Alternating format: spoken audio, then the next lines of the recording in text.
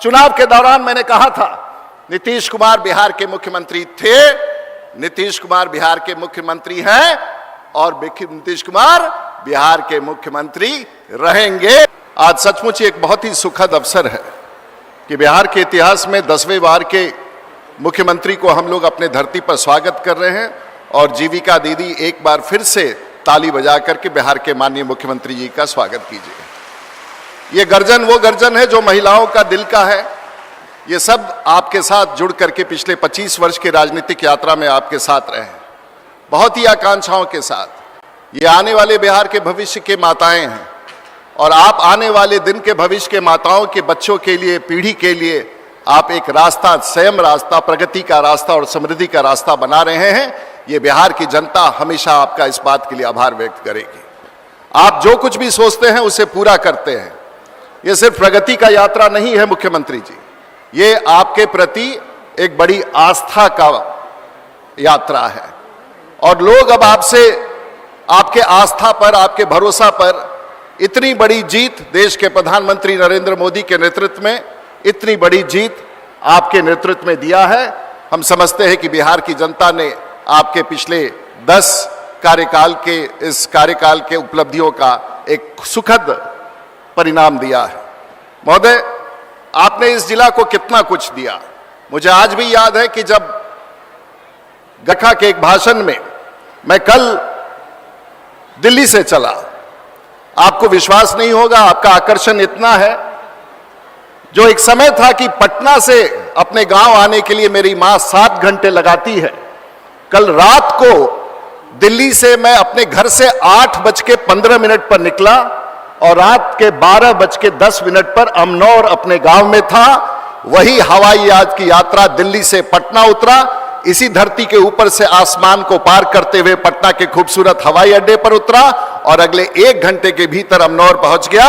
ये आपका प्रगति है, ये आपका बिहार है जो शायद पूरा भारत नहीं जानता है। और अब सबसे बड़ी चुनौती है बिहार की ब्रांडिंग का। और एक बात सब लोग आपके बारे में कहते हैं कि आपकी नीयत साफ है, आपकी सोच साफ है और आज हमें गर्व से कहना है कि हमारा मुख्यमंत्री, हमारी सरकार ईमानदारों की सरकार है और ईमानदारी से गरीबों की सेवा करती है। भाई विजेंद्र जी बैठे हैं, मैं आपका आभार व्यक्त करना चाहूंगा। 4 साल पहले मैंने आपसे आग्रह किया था शहनवाज हुसैन के घर पर कि हमारा 1000 करोड़ का ग्रिड दे दीजिए और आपने निरीक्षण किया है, मार्च माह तक 1000 करोड़ रुपए के लागत से उत्तर बिहार का सबसे बड़ा ग्रिड छपरा की धरती पर कटसा में स्थापित हो रहा है। विजेंद्र जी, आपकी सरकार और जिस प्रकार से आप चल रहे हैं, माननीय मुख्यमंत्री जी, आपको याद होगा जब आप अपनी यात्रा में आए थे तो आपने डोरीगंज पुल की बात कही थी और उस पुल का निर्माण आपने कराया। आपने एक बार और, आपके एक बहुत ही अच्छे कार्यकर्ता थे जो नया गांव में रहते थे, उन्होंने कहा था कि हमको दिगवारा से, शेरपुर से पटना से जोड़ने के लिए दिगवारा पर पुल चाहिए।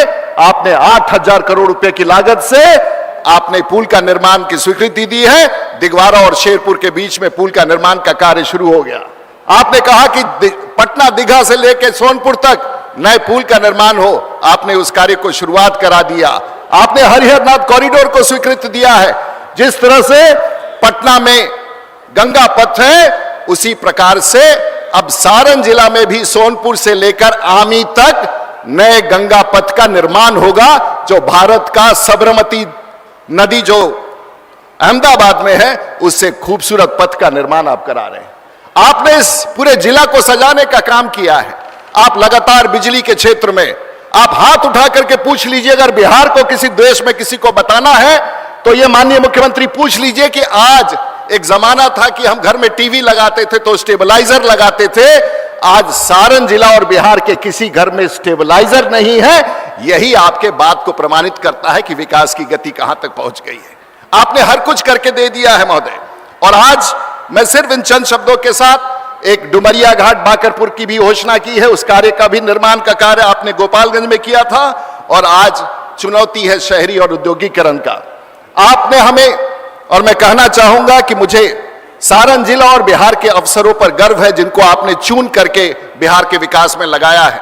बिहार के चाहे वो पुलिस अधिकारी हो, बिहार के चाहे वो प्रशासनिक अधिकारी हो, देश का सबसे अव्वल और सबसे चुनिंदा अगर अधिकारी पूरे देश में कहीं पाए जाते हैं और सबसे पढ़े लिखे पाए जाते हैं और कर्तव्य निष्ठा के साथ पाए जाते हैं तो बिहार में आपके नेतृत्व में बिहार के अधिकारियों की बड़ी भूमिका है और मैं इसके लिए भी आपको आभार व्यक्त करना चाहूंगा। मैं यहां खड़ा हूं, मैं सिर्फ एक बात याद कराना चाहूंगा जो उस समय बिहार ने नहीं कहा था, और मैंने एक बात कहा था जो आज माननीय मुख्यमंत्री जी आपके सामने फिर मैं दोहराना चाहूंगा।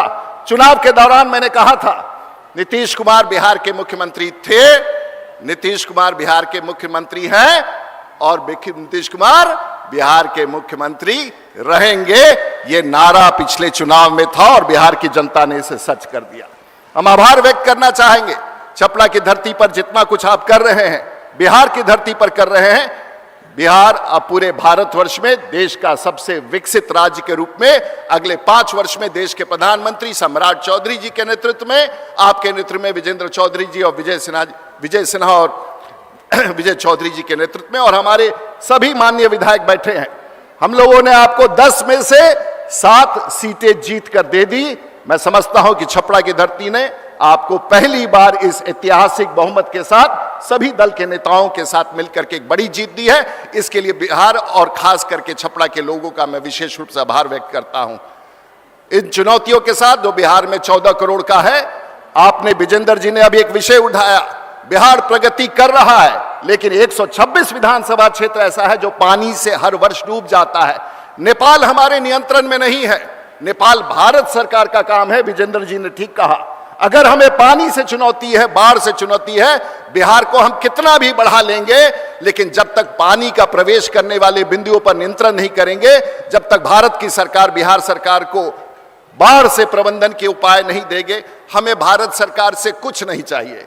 भारत सरकार से इस 14 करोड़ के जो हिस्सा बनता है, हमें उस 14 करोड़ लोगों का हिस्सा चाहिए और मुझे विश्वास है कि आपके नेतृत्व में इस 14 करोड़ के हिस्सा को लेकर के बिहार को अगले 5 साल में देश का सबसे प्रगतिशील राज्य बनाएंगे और हर महिला, हर बहन, हर घर, हर नौजवान के हाथ में रोजगार होगा और बिहार देश का सबसे विकसित राज्य होगा।